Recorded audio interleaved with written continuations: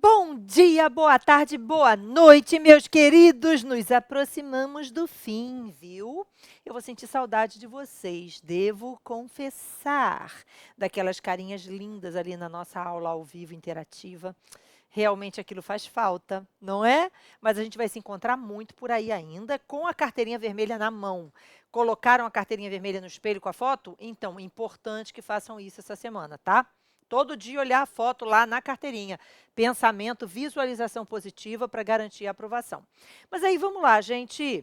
Então a gente tem que corrigir agora o nosso simulado azul, que é um simulado com correção em vídeo.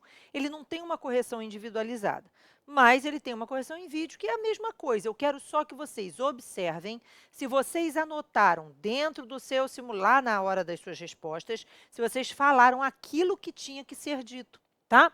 Então, vamos lá, vamos pegar aqui a nossa peça prático profissional desse nosso simulado azul. E aí tá lá, Bran Stark, acho que a Evelyn está empolgada aí com o final do Game of Thrones, né, com a temporada. Não é o final, mas acho que teve um videozão, meu filho estava todo empolgado essa semana com isso. Enfim, Bran Stark foi denunciado pela prática do crime de corrupção ativa. Eis que, segundo narra a peça acusatória, teria oferecido vantagem indevida a um funcionário público a fim de que ele deixasse de praticar ato de ofício, ok? Recebida a denúncia, Bran foi citado e sua defesa apresentou resposta à acusação dentro do prazo legal. Então, o que a gente tem que fazer, gente, numa hora como essa? A gente vai desenhando a nossa linha do tempo. Então, reparem, o que a gente vai vendo aqui da nossa peça prático-profissional é o seguinte. Bom, quem é o meu cliente? Lá no final, eu vou descobrir que o meu cliente é o Bran Stark, né? Então, o Bran Stark, ele foi denunciado. Então, eu já tenho denúncia.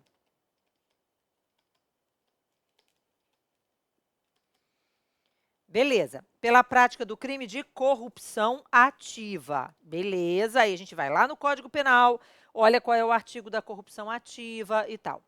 Eis que, acho que é o 333, por ali, né? Eis que, segundo narra a peça acusatória, teria oferecido vantagem indevida a um funcionário público para que ele deixasse de praticar um ato de ofício. Recebida a denúncia, então a denúncia já foi recebida, Bran foi citado e sua defesa apresentou resposta à acusação. Então, eu acabei de eliminar a resposta à acusação. Não é resposta à acusação, ela já foi apresentada, né? No prazo legal. Não entendendo ser o caso de absolvição sumária, o juiz determinou o prosseguimento do feito. Na audiência de instrução e julgamento, então, o juiz confirmou o recebimento da denúncia e designou dia e hora para a audiência de instrução e julgamento. Na audiência de instrução e julgamento, as testemunhas de defesa apenas informaram sobre a boa conduta social de Bran. Beleza. Por sua vez, as testemunhas de acusação, ouvidas em seguida. Peraí, gente, olha para cá. Primeiro as testemunhas de acusação, depois as testemunhas arroladas pela defesa. Então, eu tenho aqui, olha para cá, uma inversão na ordem da oitiva das testemunhas. Num primeiro momento, gente, isso não poderia acontecer, tá? É lógico que nem todo vício, nem toda irregularidade vai suscitar uma declaração de nulidade, porque existe aquele princípio do prejuízo, pars de nullité sans griffe, ou seja, nenhuma nulidade será declarada se não houver prejuízo para a acusação ou para a defesa. Mas, mesmo assim, você, como advogado, tem que suscitar a existência desse vício aqui. Então, o que você tem é uma inversão na ordem, que tecnicamente não poderia ter ocorrido. Existe ofensa à ordem prevista no artigo 400 do Código de Processo Penal, e isso gera o quê? Gera nulidade, na forma do artigo 564, inciso 4º, ok? Olha que muita gente no terceiro simulado com correção individualizada deixou de incluir o inciso 4º do 564 na hipótese da nulidade. Então, eu tenho aqui ofensa, não é isso? Ó? Ofensa ao artigo 400 do CPP, que gera nulidade do 564, inciso de número 4. Tudo bem? Bom, aí vamos lá. Limitaram-se a dizer que viram o réu e o funcionário público conversando. Então, gente, a única afirmação aqui é, olha, o funcionário público estava conversando com com o Bran. Só isso. Ninguém ouviu que a conversa estava, que dizia, qual era o teor dessa conversa. Enfim, conversar com alguém não é crime, não, tá? Mas não ouviram o teor do diálogo travado entre eles. O réu, ao ser interrogado, fez uso de seu direito ao silêncio. Muito bem. Então, o réu usou do seu direito ao silêncio. Beleza. Fim da instrução e após a apresentação de memoriais escritos pelas partes, então, peraí, volta aqui. Já teve a AIJ e já foram apresentados os memoriais. Então, não é caso de memoriais, né? Então, vamos voltar. Então, fim da instrução e após a apresentação de memoriais escritos pelas partes, o magistrado proferiu sentença condenatória. Então, eu tenho aqui uma sentença condenando o Bran, ok? E aí, olha só, sentença condenatória entendendo comprovada a acusação, pois as testemunhas viram a conversa. Gente, ver duas pessoas conversando não é ouvir duas pessoas conversando, tudo bem? Bem como porque, se o réu fosse inocente, ele não permaneceria calado. Peraí, gente, o juiz utilizou o silêncio do réu em prejuízo da sua defesa, ok? Reparem, olha só agora, porque eu preciso que vocês entendam uma coisa importante. Muita gente, numa situação como essa, ia achar assim, olha para cá, não existe prova da existência do fato. Não, olha só, a conversa daquela pessoa com o servidor. Então, o Bran conversou com o servidor público? Conversou. Veja, esse fato existe.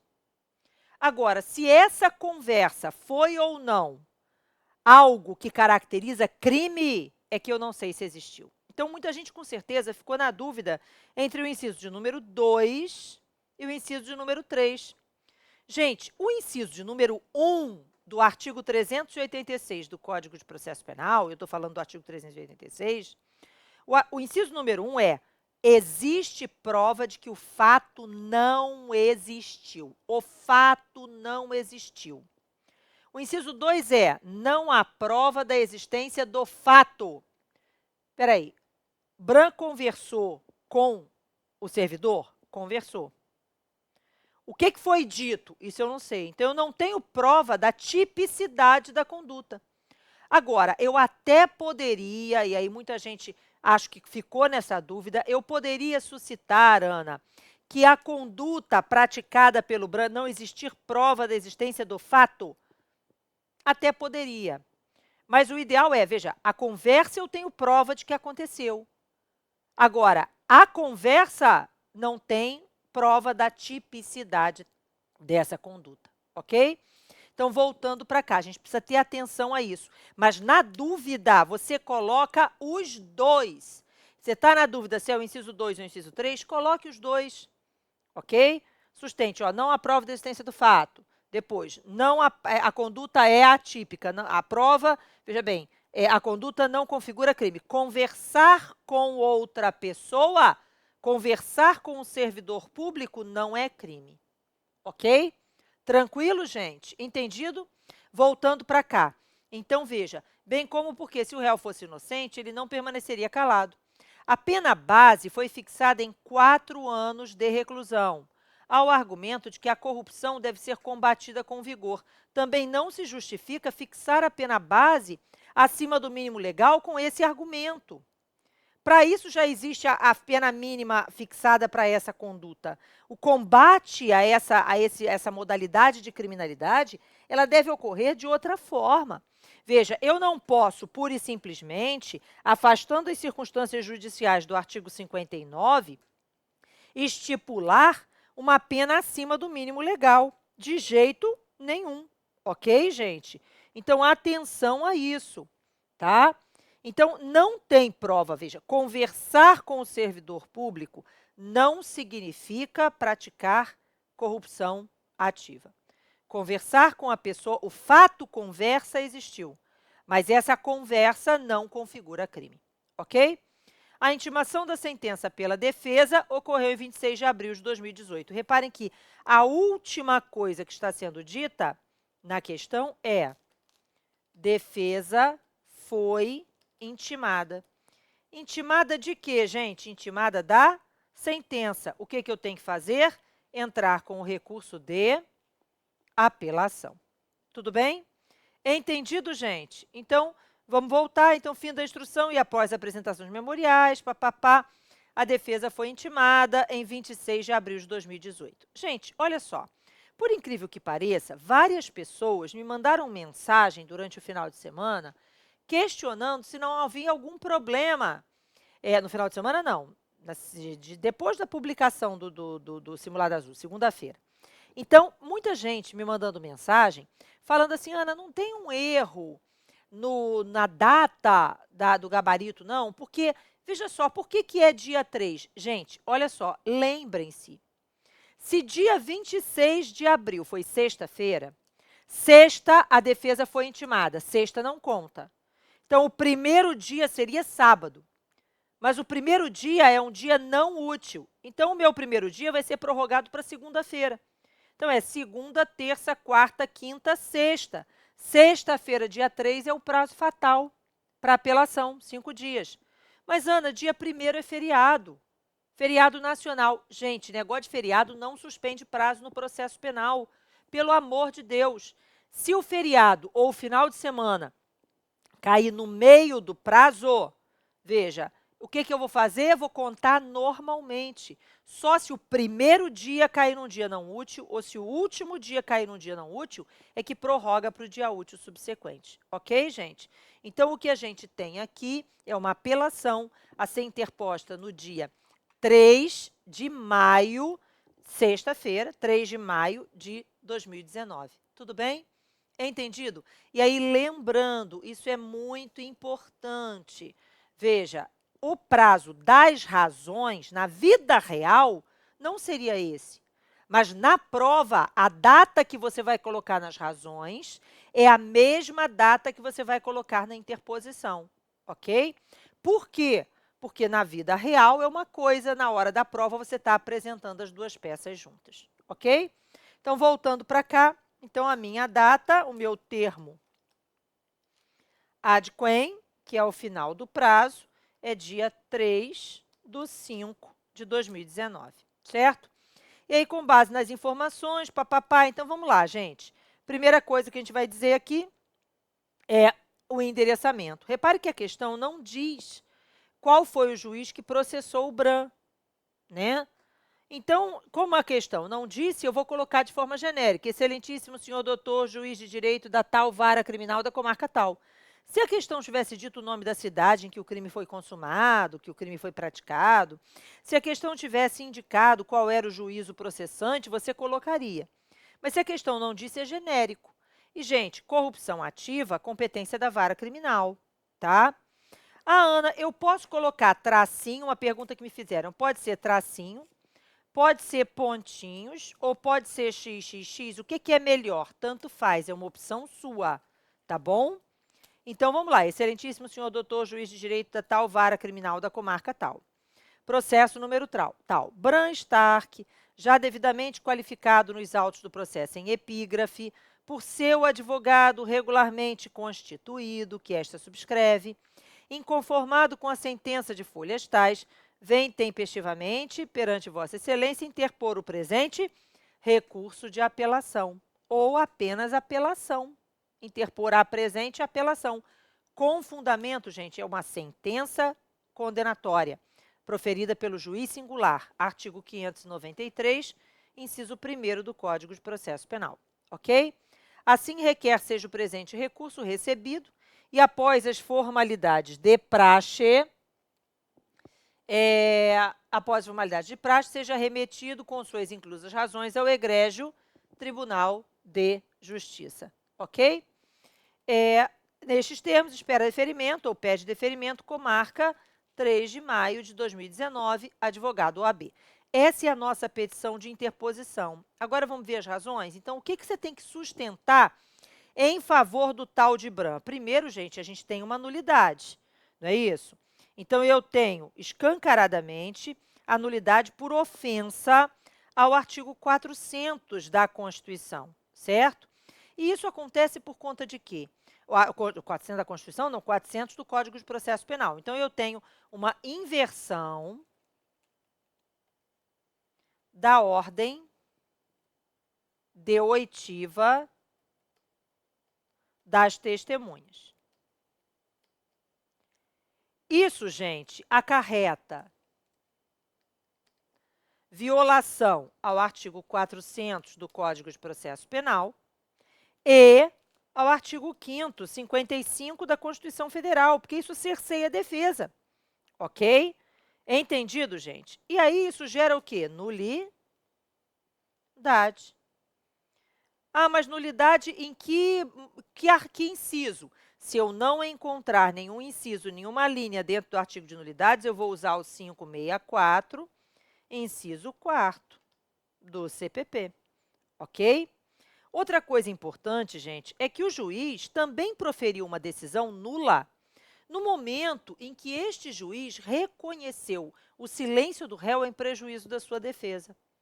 Isso gera nulidade e também caracteriza cerceamento de defesa.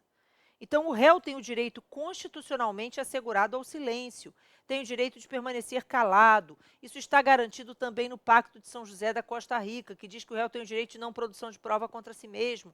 Então, você deve indicar esses dispositivos tendo sido violados pelo juiz quando utilizou o silêncio do réu na formação do seu convencimento. Então, o juiz não respeitou o parágrafo único do artigo 186 do Código de Processo Penal. Entenderam? Ai, Ana, mas como é que eu ia achar isso? Gente, olha para cá, o réu tem direito ao silêncio. Você tem que pensar assim, pô, no dia do interrogatório o réu tem direito de ficar em silêncio. Vamos olhar o artigo 186? E aí você tem que procurar lá na lei as suas respostas, entende? Então, você tem nulidade, vários momentos tem nulidade por cerceamento de defesa, seja porque houve uma inversão na ordem da oitiva das testemunhas, as testemunhas de defesa foram ouvidas antes das testemunhas de acusação, seja porque houve uma flagrante violação ao direito ao silêncio. Ficou claro? Em ofensa ao parágrafo único do artigo 186 do Código de Processo Penal. Ana, estou na dúvida do que eu faço. Então, vai lá e faz uma remissão no artigo 186, parágrafo único, tá? Entendido, gente? Lá para o artigo 564, inciso 4º, e para o artigo da Constituição, que trata do direito ao silêncio, e para o Pacto de São José da Costa Rica. Ok? Mas na hora da prova você vai lembrar, gente, fique tranquilo, tá? E aí, voltando para cá, então, você fez o endereçamento, e aí muita gente também está me perguntando assim, Ana, na hora da peça prático-profissional, entre o endereçamento e aqui o início, né, da peça, no caso, no nosso exemplo aqui, são as razões recursais. Mas, se não fossem as razões, deixa eu voltar aqui, deixa eu apagar. Se fosse uma outra peça em que o endereçamento não fosse uma petição dupla, se fosse uma petição simples, na própria interposição, vamos voltar lá no início da interposição, entre o endereçamento e a apresentação, eu preciso mesmo deixar 5 linhas? 4 ou 5, tá? Mas é importante, gente, porque, veja, no primeiro momento você pensa assim, ah, mas isso é um absurdo, eu posso precisar dessas linhas depois. De qualquer forma, você teria que fazer assim, colocou o endereçamento, aí pula uma linha, coloca o número do processo, pula uma linha, e aí bota Bram Stark, não sei o quê. Você já pulou 4 linhas, ou 5. Entenderam? Então, nesse caso, já ficou uma distância. Então, você botou o endereçamento, pulou uma linha, botou processo número, pulou outra linha, e aí começou a escrever, você já tem um espaçamento ali. Mas, Anne, se eu não tivesse que indicar o número do processo, mesmo assim, você já teria que deixar um espaçamento. E se não deixasse, você ia ter que pular uma linha, na outra linha escrever assim, entre parênteses, pular 10 linhas.